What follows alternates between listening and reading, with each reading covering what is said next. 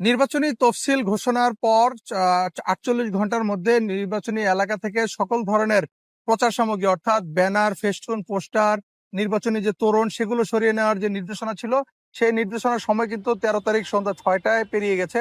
এরপরও আমরা দেখেছি গাজীপুরের বিভিন্ন এলাকায় কিন্তু নির্বাচনী যে সকল ব্যানার ফেস্টুন গুলো রয়েছে, বিভিন্ন যারা সম্ভাব্য প্রার্থী ছিলেন কিংবা মনোনয়ন প্রত্যাশী ছিলেন, তাদের যে নির্বাচনী প্রচার সামগ্রী সেগুলো কিন্তু এখনো কিন্তু অপসারণ করা হয়নি।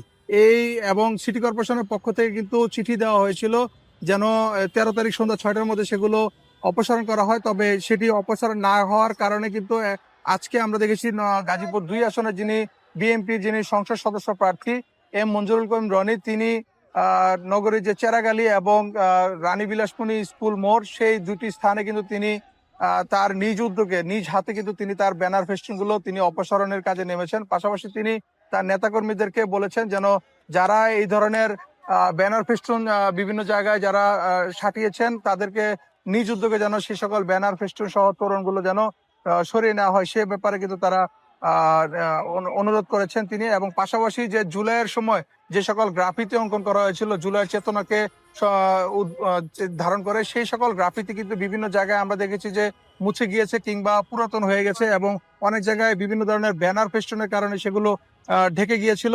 তো তিনি যেটি উদ্যোগ নিয়েছেন যে সকল জায়গায় যে সকল গ্রাফিতি রয়েছে সেই সকল গ্রাফিতিগুলো নতুন ভাবে পুনঃ অঙ্কনের কিন্তু তিনি কিন্তু উদ্যোগ নিয়েছেন এবং সেটি কিন্তু আমরা দেখেছি চেরাগালী থেকে শুরু হয়েছে। পোস্টার অপসারণের কাজ করব, আমাদের শহরকে আবার নতুন করে রাঙিয়ে তোলার জন্য এবং তরুণদের উদ্যমে নতুন রঙে রাঙিয়ে তোলার জন্য আজকে গ্রাফিতিটাও আমরা করলাম। এই গ্রাফিতির কার্যক্রম ইনশাআল্লাহ চলমান থাকবে। অন্যান্য যারা সম্ভাব্য প্রার্থী কিংবা মনোনয়ন প্রত্যাশী ছিলেন তাদের যে নির্বাচনী প্রচার সামগ্রীগুলো অপসারণ করার কথা ছিল সেটি কিন্তু এখন পর্যন্ত অপসারণ করা হয়নি। সে বিষয়ে বারবার সিটি কর্পোরেশনের পক্ষ থেকে তাগিদ দেওয়ার পরও কিন্তু অনেকেই কিন্তু সেটি কিন্তু মানছেন না। তো এই ছিল আমার কাছে গাজীপুর থেকে নির্বাচনী প্রচার সামগ্রী অপসারণের সবশেষ তথ্য।